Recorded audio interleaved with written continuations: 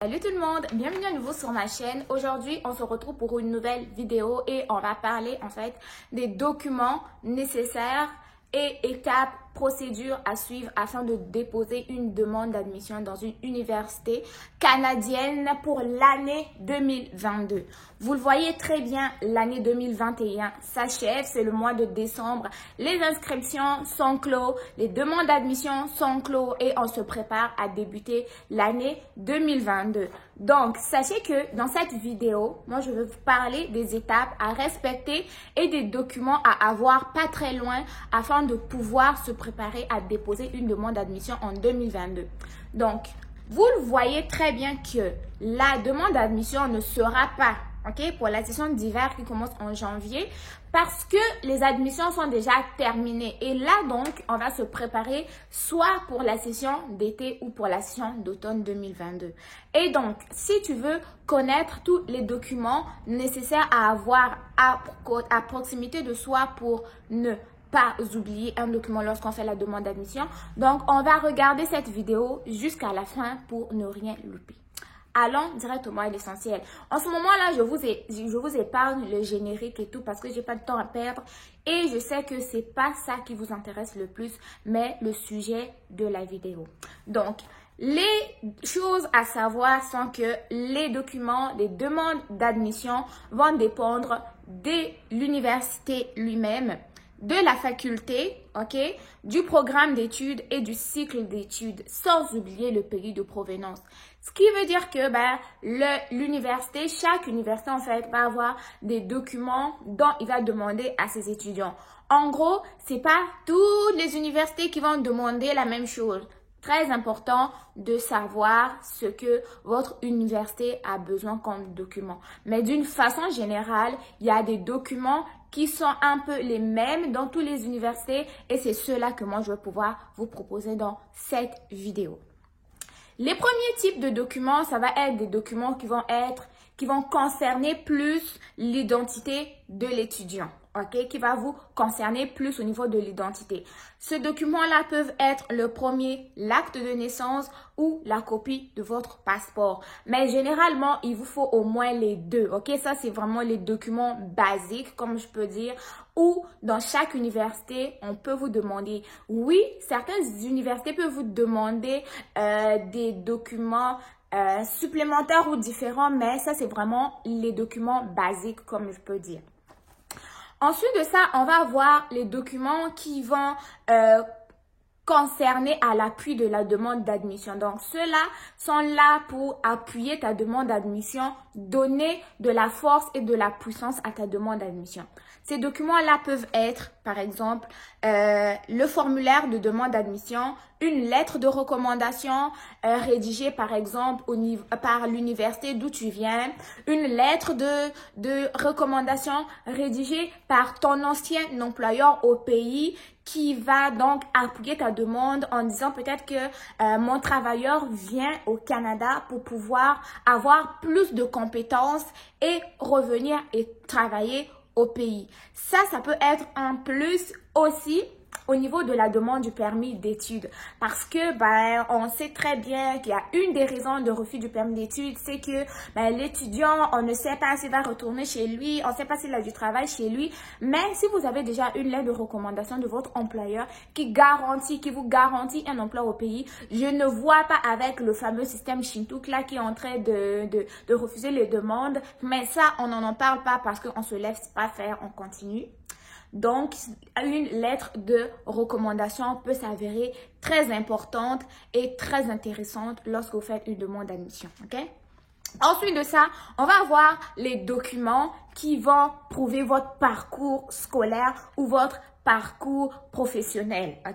Ces documents peuvent être au niveau du parcours scolaire, ça peut être votre copie de baccalauréat, votre copie de licence, votre copie de master, vos relevés de notes au niveau du baccalauréat, que vos relevés de notes de la classe de la première, de la seconde. En fait, tous les documents, tous les relevés de notes où vous êtes excellent, où vous excellez, vous devez les mettre. Même si moi, En fait, moi, je mets tout ce qui est positif, tout ce qui est très bon, tout ce qui me donne du poids, je le mets en pièces jointes. Donc, ça va rien vous coûter si vous mettez vos relevés de baccalauréat, même vos relevés de seconde où vous avez les 16 de moyenne, les 17 de moyenne, même 14 de moyenne, c'est bon.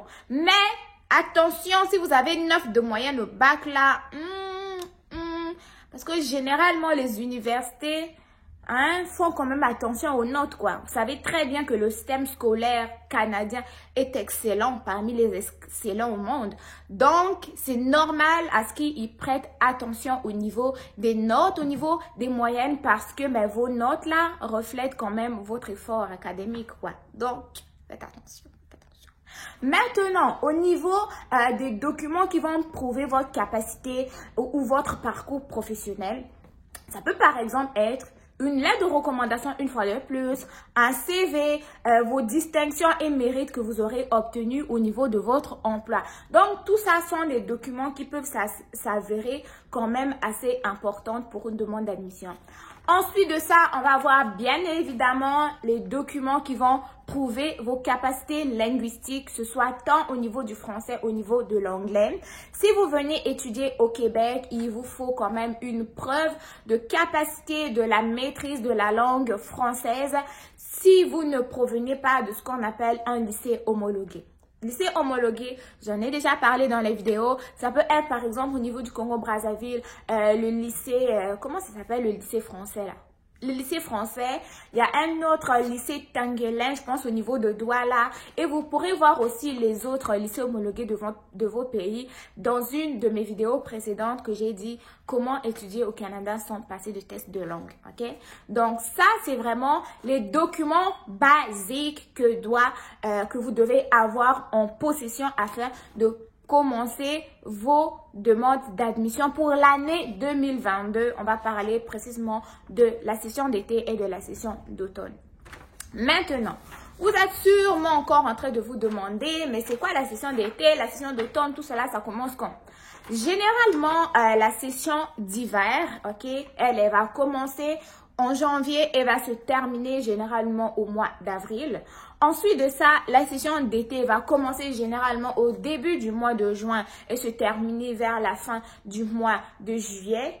Et la session d'automne, elle va commencer au mois d'août vers début septembre, fin du mois d'août vers début septembre, et elle va se terminer généralement au mois de décembre.